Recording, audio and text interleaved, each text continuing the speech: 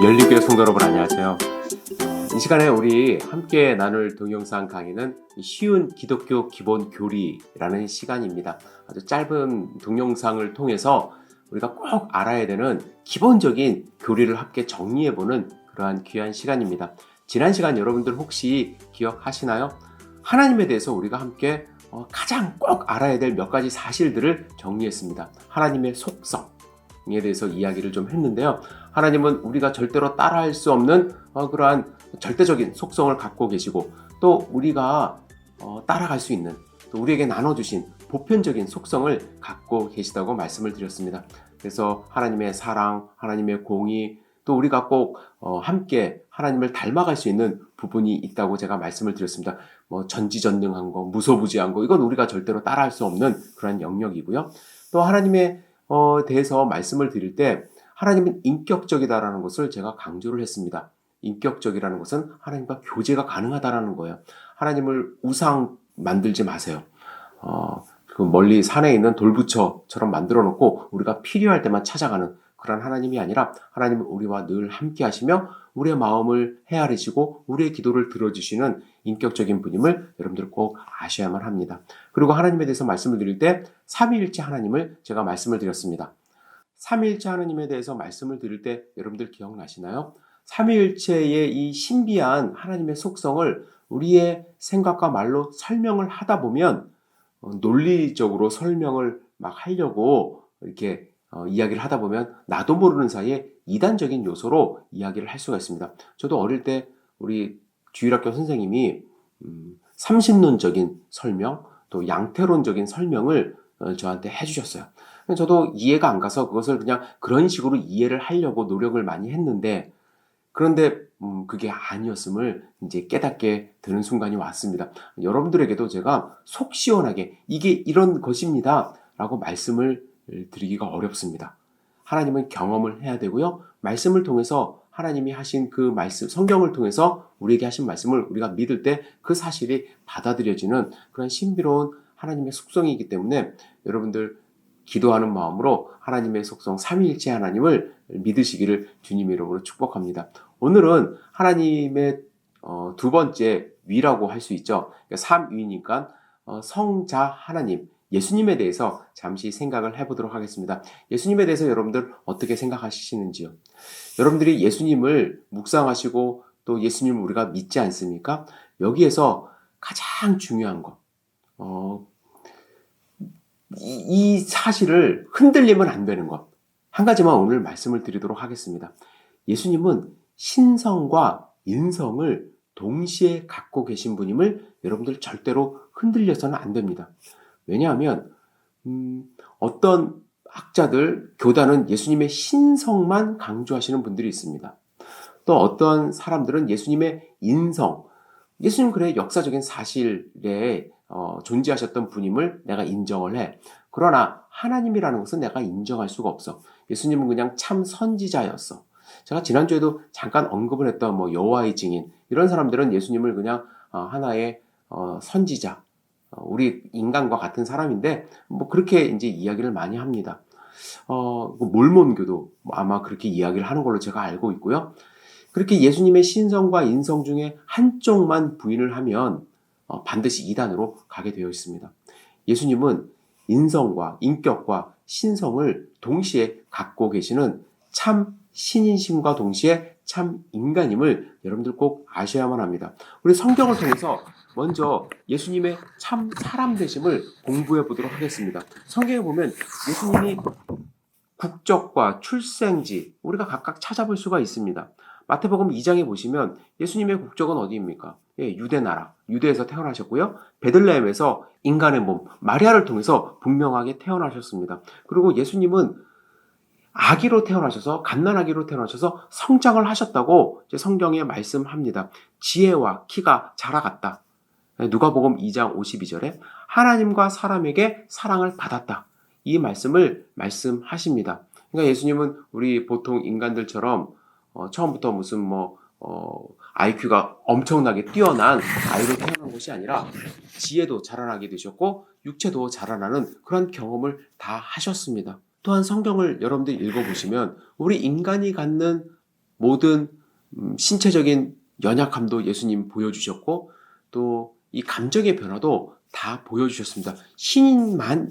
그러니까 예수님이 신이라고만 생각하면 이러한 모습이 필요가 없겠죠. 예수님이 40일 금식 기도 하신 후에 줄이신지라 이렇게 말씀을 하셨고 또 예수님이 피곤하여서 그 사마리아 지방에 갔을 때 우물물에서 물 깃는 여인에게 물을 좀 달라고 이렇게 말씀하시는 그러한 장면도 나오고 또 예수님이 그 배에서 정말 피곤해서 주무시는 그런 모습도 나오고 예수님이 슬픔 가운데 눈물을 흘리시는 모습도 예수님이 나옵니다.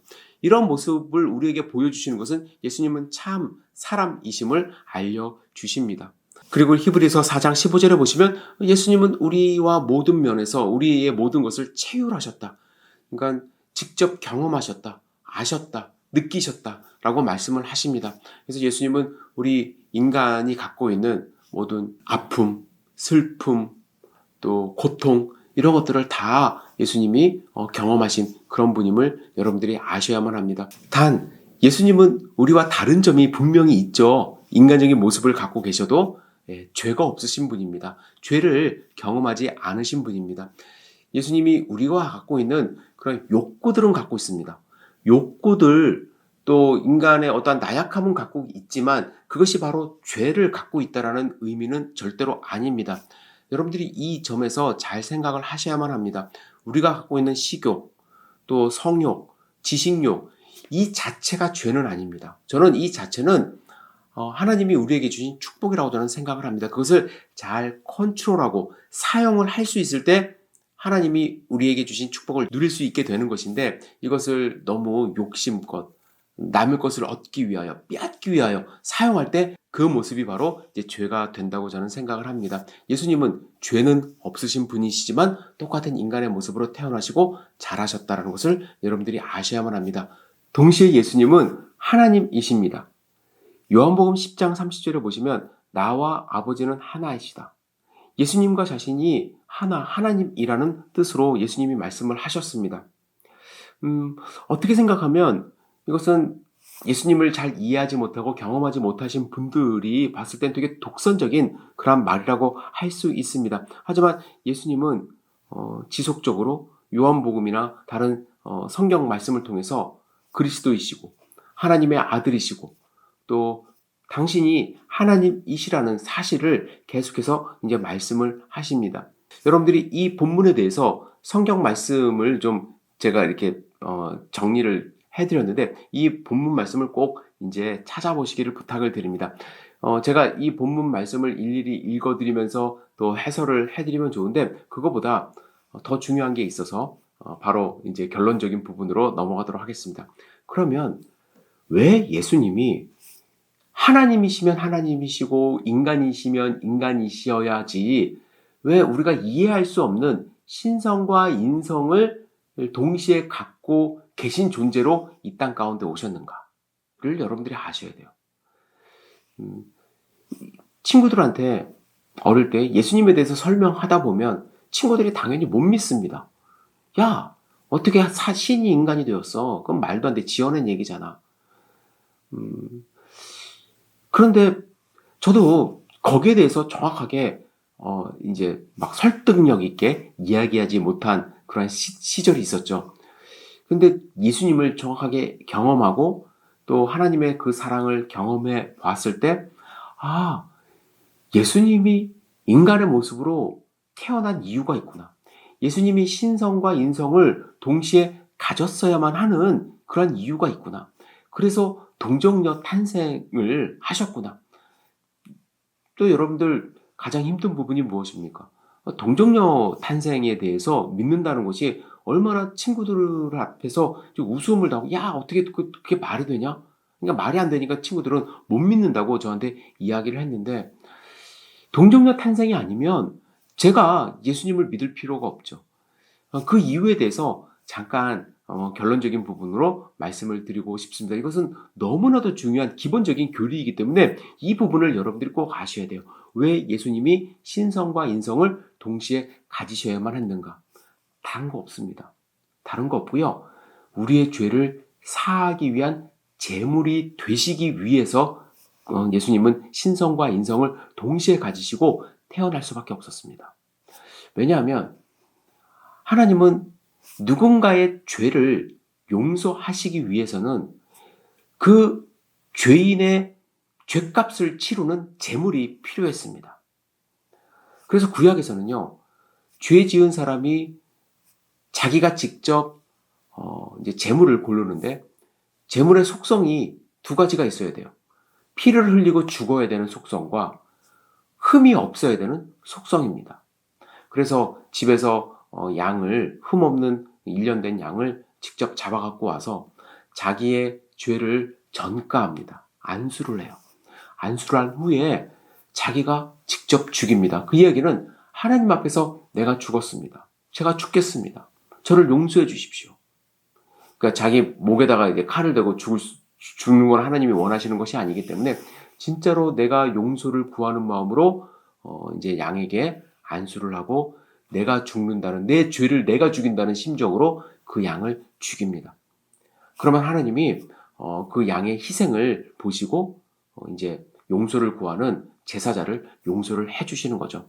근데 이러한 제사는 이제 구약에 국한된 제사이고 율법을 아는 그런 이스라엘 백성에게만 한정된 그러한 제사법이기 때문에 또 이러한 제사의 형식이 나중에는 그 정말로 소중한 의미를 잃어버리고 형식만 남게 되는 제사가 되어서 그래서 하나님은 이제 그러한 제사의 형식보다는 믿음을 더 중요시 여기셨던 것이죠. 그래서 예수 그리스도가 나를 위하여 십자가에 못 박혀 달려 돌아가셨다는 그 사실을 믿으면 어떠한 형식이 아니라 믿으면 나를 용서해 주시는 방법으로 하나님이 예수님을 이 땅 가운데 보내신 것입니다. 하나님이 받으시는 그 제물이 되기 위하여 제가 아까 무엇이 중요하다고 말씀을 드렸습니까? 양을 비유했을 때 흠이 없어야 된다고 말씀을 드렸어요. 그리고 피를 흘려 죽어야 된다고 이야기를 했습니다. 근데 이 땅 가운데서 정말로 우리 인간을 대신해서 죽을 수 있는 존재 가운데 이 두 가지 조건을 만족할 수 있는 사람이 있는가? 아무도 없다는 얘기예요. 아무리 선하게 살아도 그 사람은 원죄를 갖고 있기 때문에 나를 대신해서 죽을 수가 없습니다. 나도 죄인이고 그 사람도 어차피 죄인인데 죄인의 그 죄값을 대신해서 그 사람이 죽은들 하나님이 무엇을 보시고 용서를 해 주시겠습니까? 우리 부모된 입장에서 우리 아이들의 그 죄를 만약에 어떠한 범죄를 저질렀으면 대신 내가 형벌을 받고 싶어하는 마음이 있을 수는 있습니다. 그렇다 하더라도 그 죄가 없어지는 것은 아닙니다. 그죠? 그래서 하나님은 계획하시기를 우리 모든 인류의 죄를 대신할 제물을 이제 준비를 하시는 것이죠. 그 제물의 조건이 뭐라고요? 피를 흘려 죽어야만 합니다. 죽음의 대가를 치러야만 하고요. 그리고 무흠, 죄가 없어야만 합니다.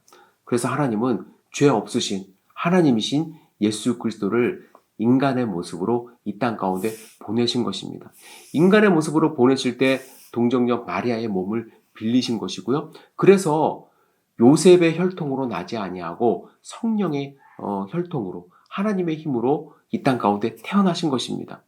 그래서 예수님은 성장을 하시고 인간이 갖고 있는 모든 그러한 약점, 또 감정, 고통 체휼하시고 그래서 우리의 인간의 죄를 십자가에서 이제 없애 주시고자 이 땅 가운데 오신 그러한 하나님임을 우리가 믿어야만 합니다.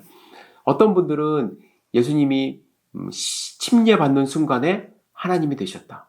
어떤 분들은 십자가에서 달려 돌아가시는 순간에 이제 그리스도가 되시고 하나님이 되셨다. 이렇게 설명을 하는 그러한 분들도 있습니다. 절대로 그렇지 않습니다. 저는 신비로운 그 탄생과 예수님 존재 자체가 신비롭기 때문에 이 또한 우리가 함부로 과학적으로 설명하거나 합리적으로 설명하려고 노력해서는 안 된다고 생각합니다. 우리의 죄를 위하여 흠 없으신 그리고 피를 흘려 돌아가셔야 되는 하나님의 제물로서 희생 제물로서 이 땅 가운데 오신 그 예수님임을 우리는 믿는 마음으로 예수님을 바라봐야만 할 것입니다. 여러분 오늘 설명이 좀 충분했는지 모르겠어요. 그러나 예수님 하면 여러분들 신성과 인성을 동시에 갖고 계신 분. 왜 신성과 인성이 필요했는가? 우리 죄를 대신해서 십자가에 돌아가셔야만 했기 때문에 필요 충분 조건을 이제 만족하기 위하여 예수님이 이 땅 가운데 그 모습으로 오셨다. 그런 사실을 여러분들 꼭 기억을 해 두시기를 부탁을 드립니다. 그리고 다음 시간에는요, 예수님이 지금 하시는 일, 또 성령 하나님에 대해서 함께 말씀을 나누도록 하겠습니다. 여러분, 삼위일체 하나님, 또 신성과 인성을 갖고 계시는 예수 그리스도, 여러분들 마음 가운데 새기시고 하나님을 믿는 귀한 삶 사시기를 주님의 이름으로 축복합니다. 여러분들 감사합니다.